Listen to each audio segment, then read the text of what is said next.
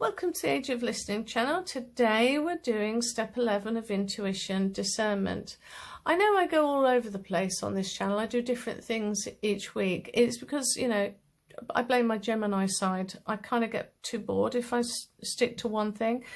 But discernment is what we're looking at now. So the whole point of the video steps of intuition is building up the groundwork and foundations to gain and use your natural woo-woo powers, whatever they may be, for the benefit of mankind. But I feel like this video should have been the first one because it's all about the fool's path. It's all about the basic understanding that the apprentice needs to work for free for years without or for little pay in order to hone himself and his spiritual gift. So what do I mean by that convoluted way of saying it?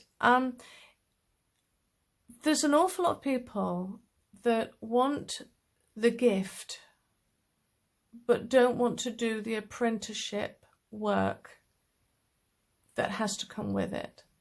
So there are a lot of people that, like myself, I was a bit woo-woo from a toddler. So, you know, it's always been there with me. But I always knew that I had to serve an apprenticeship service. And it's not really to be a good girl, a good boy, you know. It's not really about scoring points with, you know, whoever above that is, you know, whatever. But it's about causing as less harm to others with our gift as we possibly can. And true discernment comes from self-discernment. It's through self-discovery, and because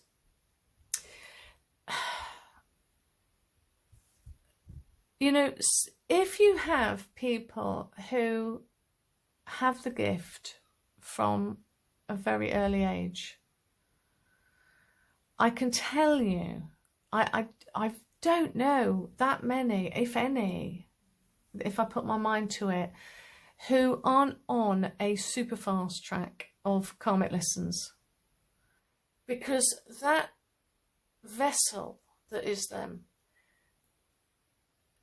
it needs tempering in order to hold the gift. So, like the sword bear. Imagine you're a little piece of iron and you say, I want to grow up and one day I want to be a sword. And so, you know, the God Almighty turns around and he says, well, you're going to have to be tempered. And the iron says, well, what temper does that, you know, what does that mean? Well, in order to be a sword, I've got to stick you in boiling hot fire, and I'm going to have to melt you down. And then I'm going to have to stretch you and pull you and possibly put you in a mould. And then I've got to break that mould. And then I've got to get a hammer and beat the living crap out of you. And then put you back into the fire and beat you some more. And when that's finished, pardon me, when that's finished, then I'm going to put you in cold water. Now, that little piece of iron's going to go, yeah, but I just want to be a sword. Can I be a little bit of a sword then? No, if you're going to be a sword, that's what you've got to go through. That's the tempering apprenticeship course that everybody has to go through. Now, you can have a gift. I've seen more people have their spiritual gift that have done no self-discernment work, and they just cause mayhem wherever they go, just cause pain that everyone else kind of has to recover from. I have had to learn boundaries, self-boundaries. If somebody is vile, I have to cut them off. I have to do that. Because for years I didn't. I took it. whether it be eye rolling, judging, whatever, I'd just take it. But I had to have that over and over and over again with people doing this before I went, okay, I get it. I get it. I see where you're going. I've got to have clear boundaries, got to walk away.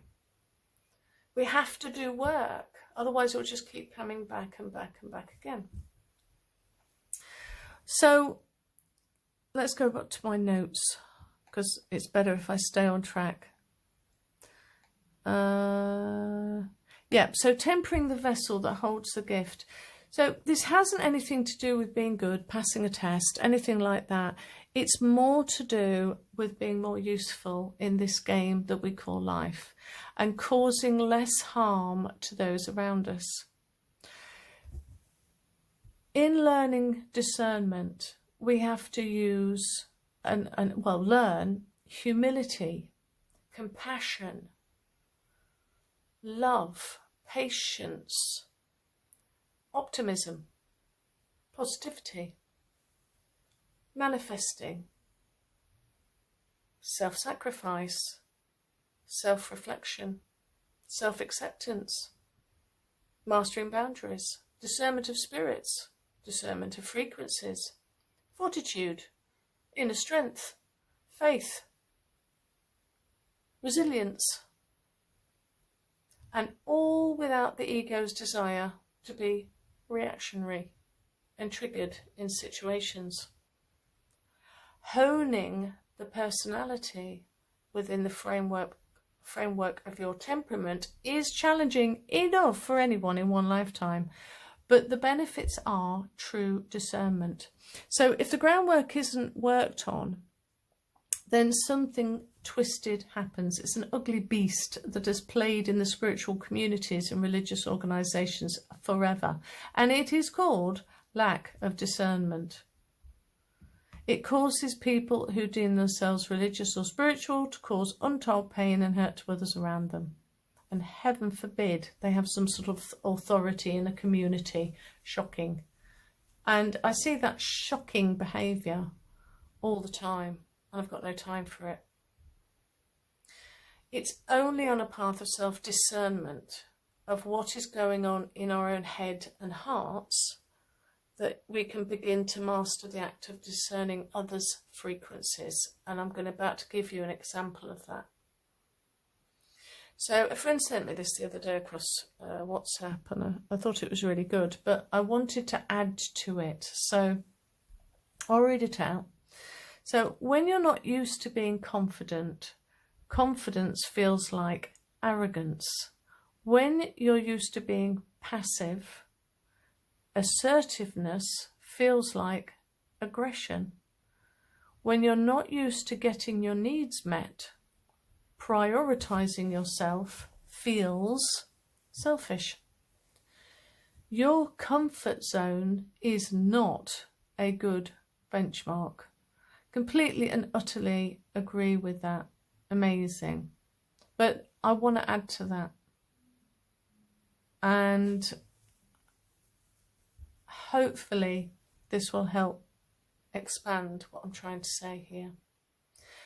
When you're not used to being confident, you will see confidence in others as arrogant. Oh boy, I could talk about that forever. When you're used to being passive, so passive and helpless, yeah, bit victim-y, bit sort of, you know what I mean. You will see assertiveness in others as aggression.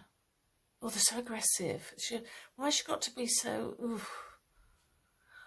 When you're not used to getting your needs met, others who have boundaries and priorities will seem selfish to you. So, lack of discernment about yourself makes for poor discernment of others. And if you're planning or hoping to use your gift of intuition to help others, then the work needs to always start at home first. The learning never stops. The karmic lessons aren't like onion rings, they're more like tree rings. But with every ring, and this is like a big ring, and with every ring completed, it's one masterclass established and accomplished under your belt. Better to learn the lessons than go round and round in circles on a loop, never actually achieving it. Because it should always end with that and begin with that.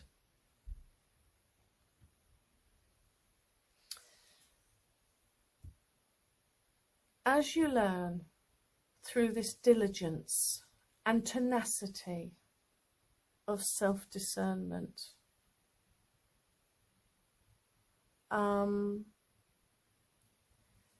you are learning inner strength, wisdom, and peace. And it will really start to permeate into your busy mind.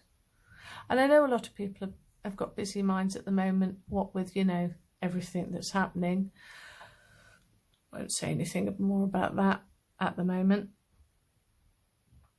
But we have a desire to judge and be judgy to others, or be a victim and feel sorry for ourselves, if we don't take a strong hold on what it is to be an apprentice. And, you know, the tarot is all about being an apprentice. And as you are the apprentice, the gift will come.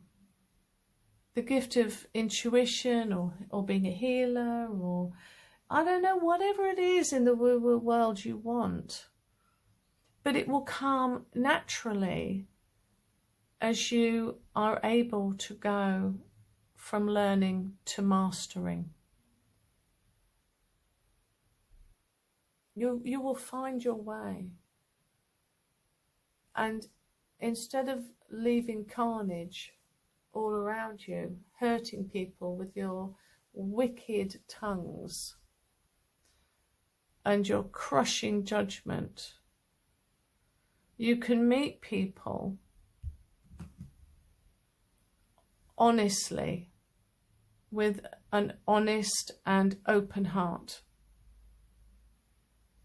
and you can help them, because a loving, wise word is often more helpful and more healing than any woo-woo gift that you think you may have. Because that humility and that graciousness is a powerful woo-woo tool in helping our fellow men and women and children. Anyway, I think I've rammed that home enough. Give me a thumbs up if you managed to stay on this long, and subscribe to my channel, because I've got lots coming and I do this on a weekly visit. Okay, bye.